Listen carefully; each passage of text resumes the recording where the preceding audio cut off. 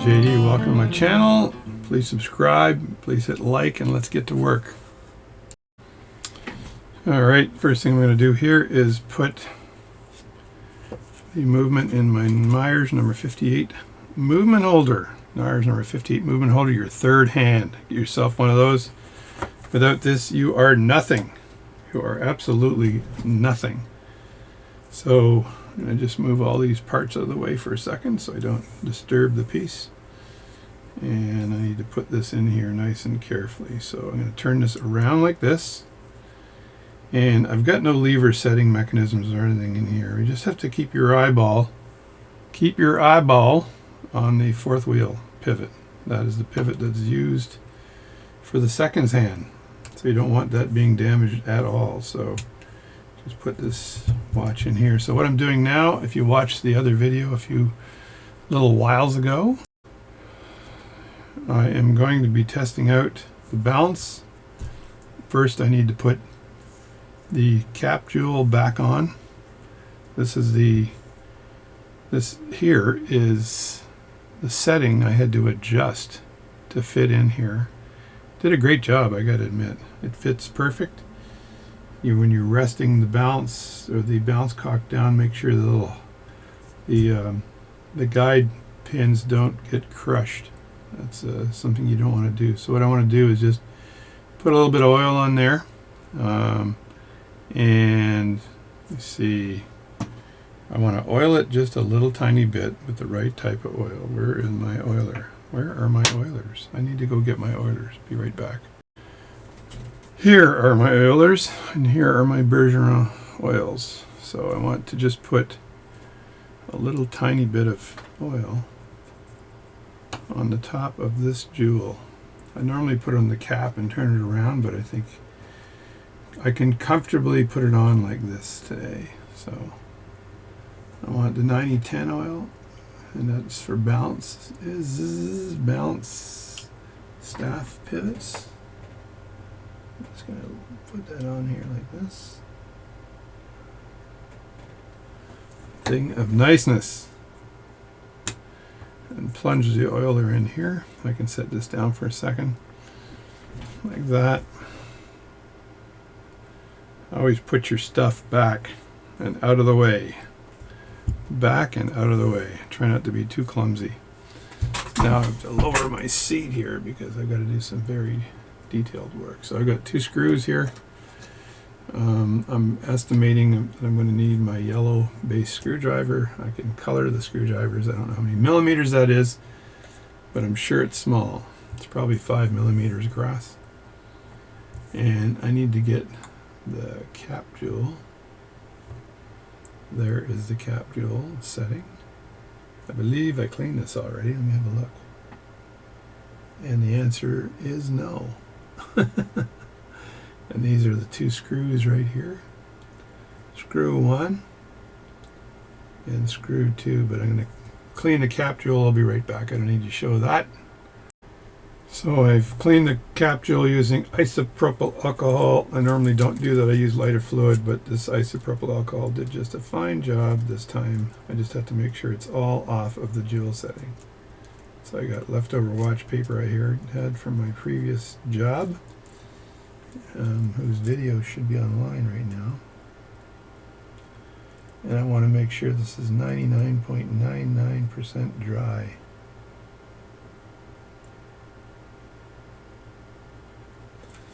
I'm also going to take the back of this pegwood and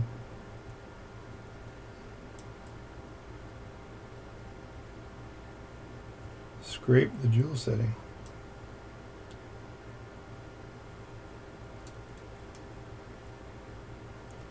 Stuff I do, I tell you.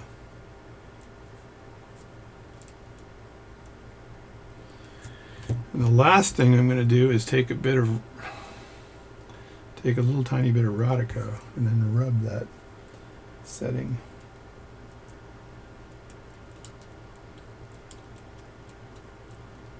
And I'll look at it and oh my God, that is so clean.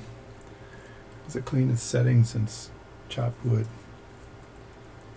Just going to plunge the top a bit with the Rodico in case there's any leftovers here.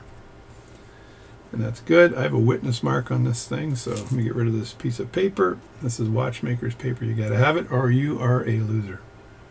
And I'm looking at there, and I put a nice witness mark on this too. So if you look at this, let me turn this the other way so I don't. If you look at this, there's a nice witness mark on that in the top. I line that witness mark up with the witness mark that's on the jewel setting. So now, why is it that when you ever pick up a jewel, it always is the wrong way? I don't know. I'm new in town. I think it goes just like that.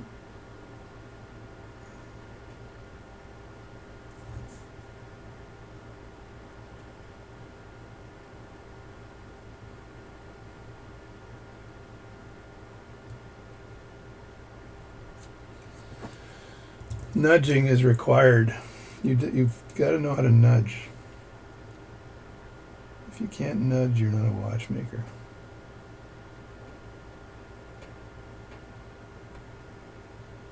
I'm actually trying to nudge here. My nudging is failing miserably. Oh, there we go. Ah! I had it. I had it. I did too much nudging.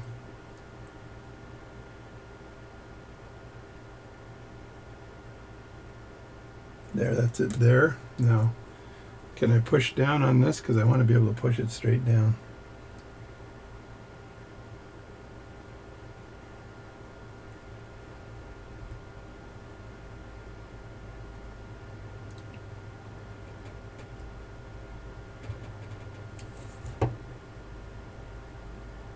That looks perfect. It is a good job, my friends. It is a good job.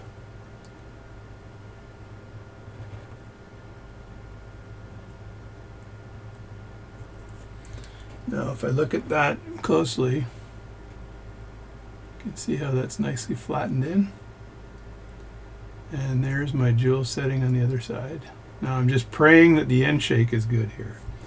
So before I put screws in and everything, I'm going to check the end. This is a K&D device. Look at that. I just saw that on the side. Look at that. It's an official K&D bench block. So here's the watch here. And I don't want to put those screws in until I'm sure that I don't have an end shake issue. So I'm going to throw them back into the... throw those back in and take out the balance. There's a balance, and it has a new balance staff on it. I did that a couple of weeks ago, I think. And I'm just hoping and praying that all this works. I do not want to do it twice. So in this case here, I put the balance in here, like so. And then I'm going to just hopefully... I'm hoping I don't have to adjust the lower jewel here either, because that sometimes has to happen. This is like I think I told somebody that this is the amount of work you got to do on some of these pocket watches is like Tim Horton wages. So there, we've got that in like that, and now I'm just going to put the balance on top like this and see if she spins. And that should fit in nicely. And let me get that screw too, just to make sure we're good.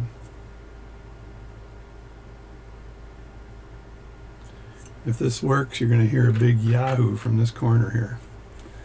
I want to make sure I use my shtick, because after this I just need to put on... Yeah, I think that's flat, which is nice.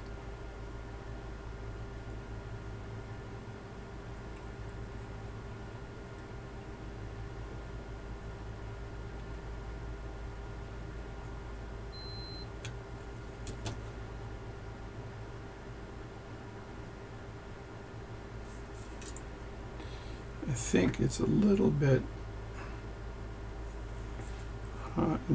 tight, just a tad tight. Need to get my puffer out, folks. The puffer will tell all. And I may have to shim the balance because if it's at all tight.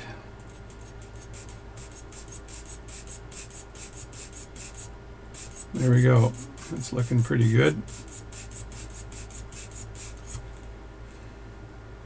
That is pretty good. Now if I tighten this a lot, like all the way down, then I think it crims it down a bit. So I think it's going to need to be shimmed or shaved, one or the other. So that's what you do. You have to shim it or shave it. I just did a quarter turn on that screw, and that's all was needed. So that is so friggin' close.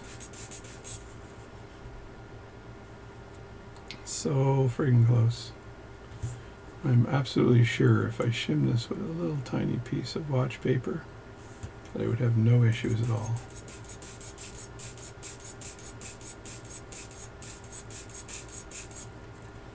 That's what I'm going to do. So that's shimming the shim. So I think it's easy to shim one of these watches because they're so big that you just have to take your piece of watch paper like this. You cut a piece like that.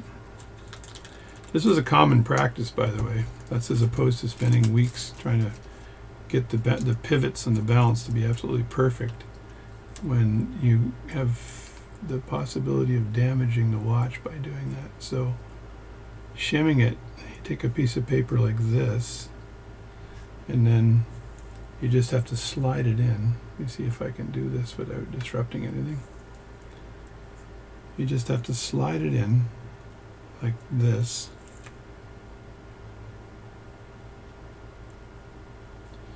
And then I slide it in, this doesn't get in the way of the actual pegs that are holding this thing up. Let's see if that works. Not sure if that'll work. I'm going to try it out here.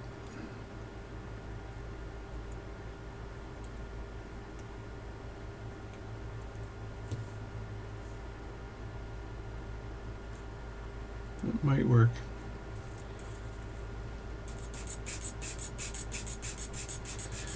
And that screw is tight, and that's got a little tiny shim on it. That's it. And all I do is take a razor blade now and cut the shim off. And I'm going to turn it upside down. I can do that with the Myers because it's got little claws on the side that hold the movement, so they shouldn't fall out. And I can spin it upside down. I can't show that to you, but it's still spinning nicely upside down, which means it's not jamming in that new jewel I put in. Right, so this should work really nicely.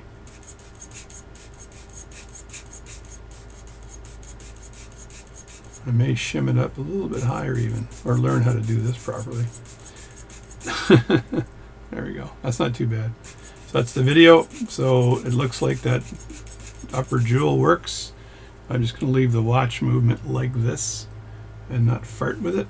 And I'll put it back in the movement holder. And I'm JD, and thanks for watching my videos. And that's what you do. So a little bit of shimming. If I take the balance out of this thing and put it in the J-Cot tool and try to trim the material down, or try to trim the edge down so it goes in a little deeper and all that stuff, right? This is not an expensive movement. This is a 7 jewel movement. If this was an 18 or 21 or 19 or 21 jewel movement, railroad pocket watch side, I'd take a lot of time to do that. But for this movement, the shimming is appropriate.